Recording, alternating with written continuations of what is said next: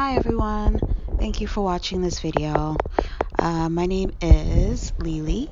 I wanted to do a video today about Aaliyah because I've recently been having a lot of thoughts and a lot of energy surrounding Aaliyah and her death and what exactly happened, and also wanting to know what's going on with her music as far as it being played on social media platforms and just streaming services in general, why it's not being released. Only the Age Ain't Nothing But a Number album was released on iTunes that I know of, and as far as the rest of her music, it hasn't been released because of her uncle, Barry Hankerson, who owns most of the rights to her music. So I was inquiring about what exactly is going on with Aaliyah and her music. It's been almost 20 years since her passing. Now I'm starting to speculate a lot more about her death, if it was a real like plane crash. Did it just happen? I mean, obviously based on the details, it being overloaded and having a lot of passengers on such a small aircraft, of course the plane will have issues, which I totally understand. But who orchestrated this whole idea for them to go on this small aircraft with all this luggage, knowing that there's people behind this, like the airline and whoever hired the guy, the pilot who was the one who was on the plane with passengers, whose bright idea was it for them to go on this plane knowing that it wasn't safe? It just doesn't make any sense. Like, nobody would double check, nobody would try to stop it. And if you're a pilot, even though they say he wasn't really a real pilot or whatever, like, why would you even try to fly an aircraft knowing that it was going to have a problem? It doesn't make any sense to put your life at risk. So I just feel like there was something fishy behind it all along. Like, what's going on? What's happening?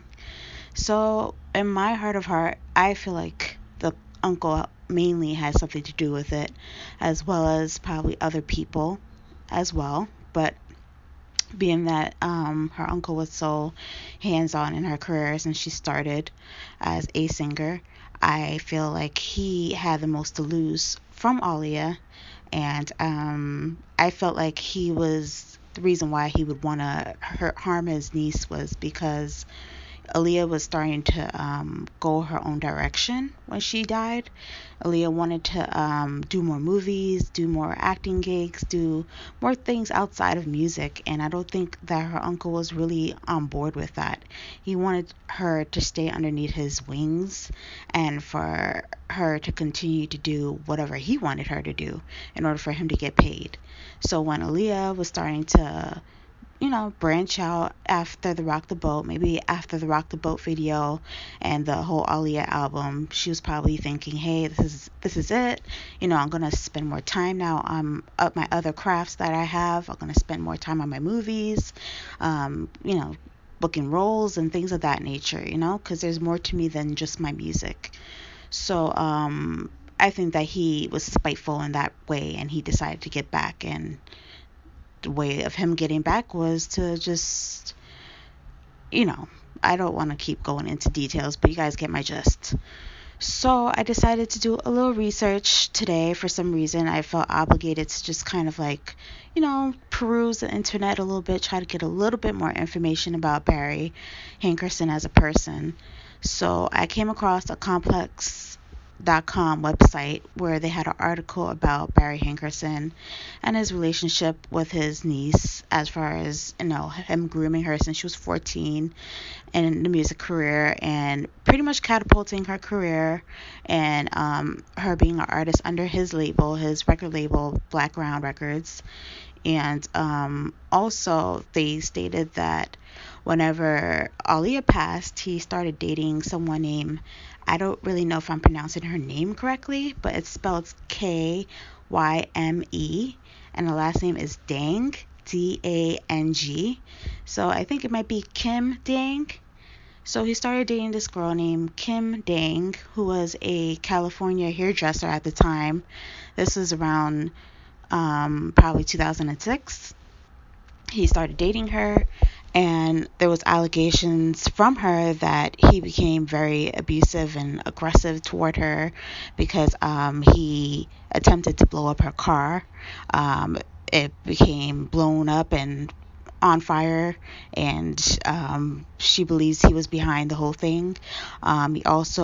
She was a hairdresser, and she owned her own business, I guess, as a hairdresser, her own hair salon. So he also took over her hair salon and got her fired from her own place of business. And she filed a lawsuit against him, where she actually did win because there was enough evidence to show that he did those things. But I don't know exactly what happened, if she was paid out the full amount. It was like in the millions that she was, supposed to be paid from the lawsuit. But I don't know exactly what happened, because they stated later in an article that Blackground Records suffered, and there was like no money basically left behind the record label. So I don't know if he had any money to give to her or what exactly happened. So my initial reaction after reading the article was to contact Kim Dang, if I'm pronouncing her name correctly, to find out more information. I also have Aaliyah's brother's Instagram, but I didn't feel like contacting him directly because I didn't really know how to ask him questions without it being disrespectful. I respect him as an individual. That was Aaliyah's brother, and I know she was very close to him. So I'm really trying my best to figure out how I could approach him later on. But for now, I said, let me contact this girlfriend that I know that Barry Hankerson was dating at that time, to find out any information that she may know about Aaliyah's stuff, and about Aaliyah's music not being released. Maybe she could give me more answers, because usually the closest people to someone are the ones that know the most. So maybe she was the closest person to him at the time and may know something. So I just approached her very softly on Instagram. Hey, you don't know me, but I'm just trying to find out more about Aaliyah's, music. I know you dated Barry Hankerson. I read the article. I'm sorry to hear about what happened to you. So she came out very friendly at first. She was like, yeah, thank you. I appreciate your concern. There's not much I could speak about on the topic because I guess there's some legal stuff pending, or stuff that she just can't say. So she's like, yeah, there's some stuff that I can't say, but I hope that her legacy continues to live on, and hope that her music will eventually be released. And I don't know, basically I'll put all the messages that were exchanged back and forth between us. But she was like, I don't know if there was any foul play behind her death. I would hope it wasn't. Everything will be found out within God's timing. So she was kind of like insinuating stuff like God's timing, things will be, known. So like it seemed like she knew something, but I guess she didn't want to say it and incriminate herself if she did know something. So I totally got that. And, she kept trying to cut off the conversation. So I was like, I understand. Thank you so much. I just hope that you do the right thing eventually. If you know something, tell the right people, tell the right authorities so they know exactly what's going on. And she's like, yeah, of course I would do that. If I knew something about her death, I would definitely tell the authorities and blah, blah, blah. So I was like, okay, cool. So I was leaving the conversation alone. And then she was just like, I don't know what you're insinuating, but I'm going to end this conversation. I'm going to block you right now. So don't take offense, please. And she blocked me after that. So I was just like, okay. I just left it alone. I wasn't trying to be argumentative with her. I wasn't trying to come at her harsh. And, I guess she started to feel uncomfortable. Like she started to realize that, okay, this girl's trying to ask me questions that might, get me in some heat, some trouble. So let me just steer away from it.